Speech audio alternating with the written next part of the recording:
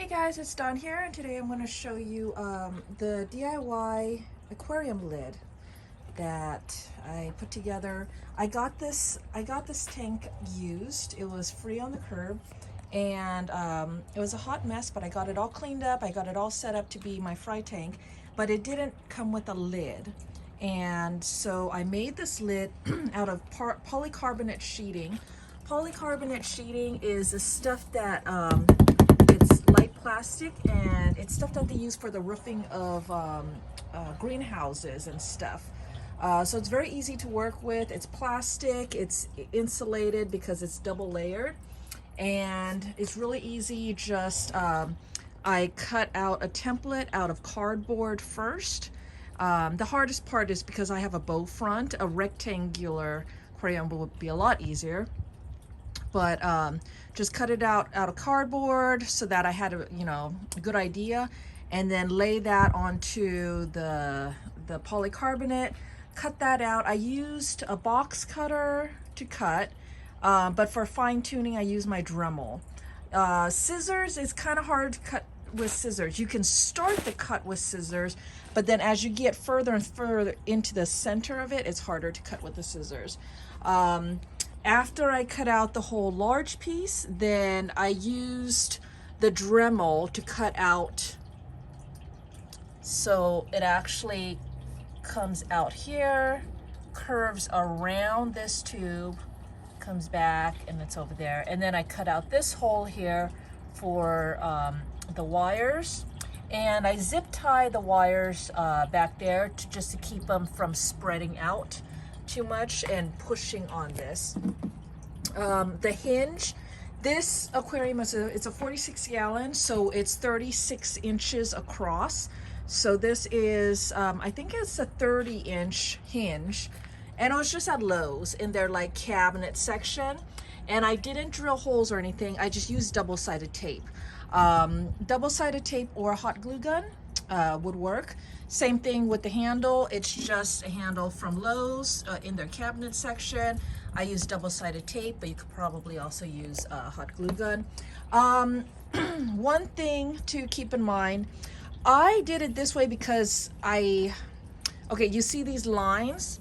So there's all these little ribs, right?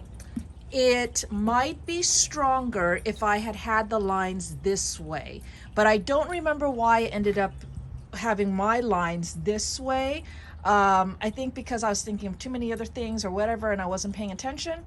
But it's working fine for me. But still, if given the choice, you kind of want the ribbing. If it was a short ribbing this way, it'd probably be a lot stiffer, a lot stronger. So you can make your own choice. But for me, it doesn't really matter because also I have this center. Oh, so to work it, if you just saw, I have it like this, and I just lift it up, and then it'll just stay open like that, and then I have full access to the inside. You decide where you want to put your hinge. I wanted the greatest amount of space to work with and just have a tiny space in the back, that I can't access, right? So to me, I liked it like this. That way I have huge space in the front to work with. That's pretty much it. Okay, oh, I did do one more thing. I did seal up these ends with silicone and then hot glue. Next time I would probably just stick with hot glue. And the reason why I did that, I'll show you the edge, is because each one of these rows is hollow air. When you cut that is exposed. It's these little, each one of these is little holes with hollow air, right?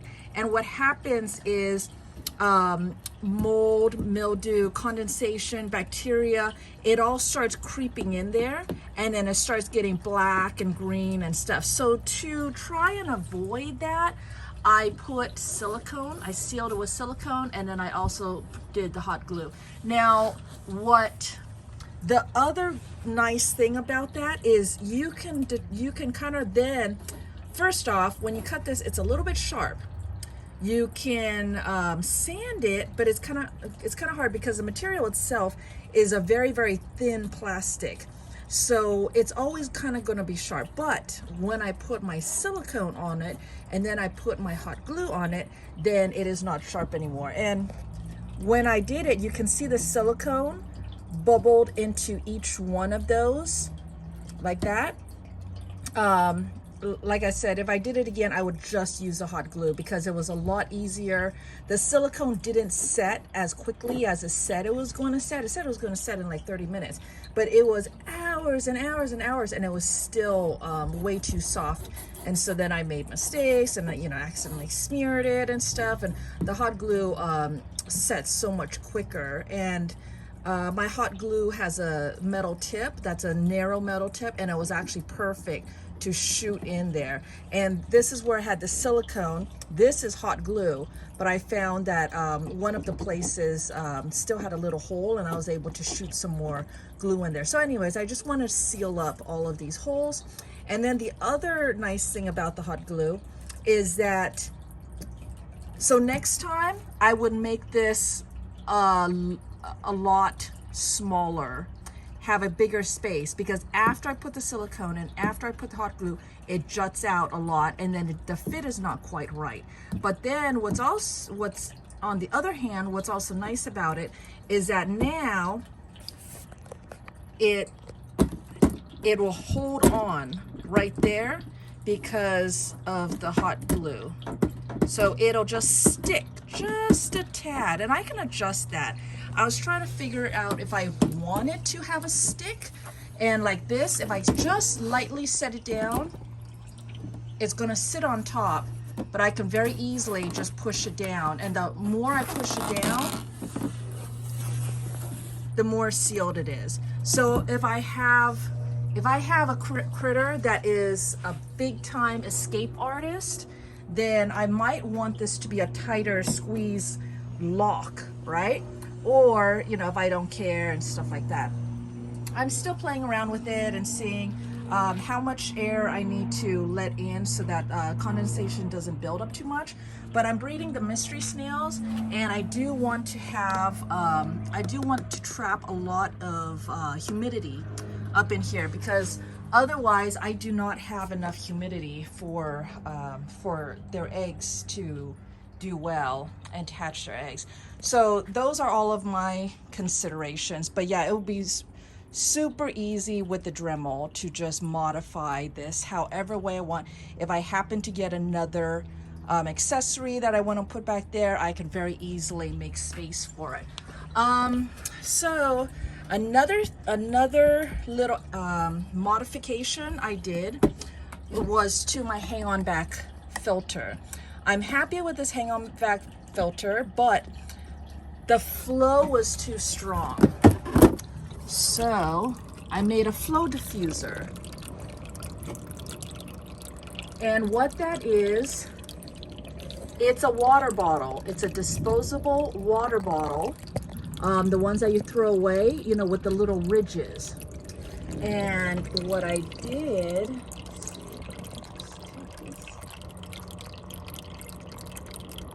was I cut the body. So I cut off the neck and I cut off the butt of the water bottle.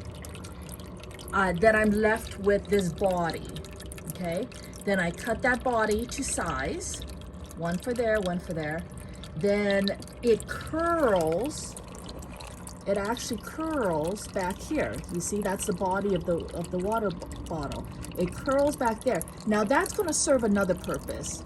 That's going to serve as a little spot for critters to hang out in if they want to. That's an experiment I'm doing. You don't need that curl all the way to the back if you don't want. The water is flowing from the outside of the water bottle coming down here. And when it's doing this, it's making a much gentler flow. This is on full blast. Now, my filter, I can change the flow. I can lessen the flow rate And that would make it so it doesn't pound into the water, but I don't want to do that. I want maximum flow, but still have a gentle drop into the water. The reason why this is important for me is because I have little fry in here that really kind of struggle when the flow is too high. So this flow right now that I have it set at is actually just perfect. Just a little bubbles. Let's see. And it's many different places. It's more spread out. It diffuses the flow. Diffuses the flow in many different areas. So before, that big circle of bubbles back there, that would go all the way down, and it would just bash my throw the little babies around. But this is really nice. If I can find a more attractive option, I would do it, but this was a very easy option. I just needed to cut a water bottle and hot glue gun it to the back. The glue is actually underneath the hang-on back and glued onto the back of it, where there is no water. So that'll stay just fine. Oh, I have a little ring here to contain some of my plants too.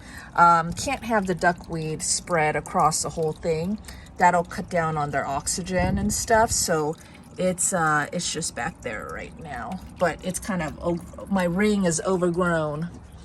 But it doesn't matter if my flow diffuser is attractive or not, because it's kind of hidden by the lid anyways. So anyways, those are my little quick modifications and additions DIY for my aquarium. Hope that helps, and thanks for joining me today. Bye.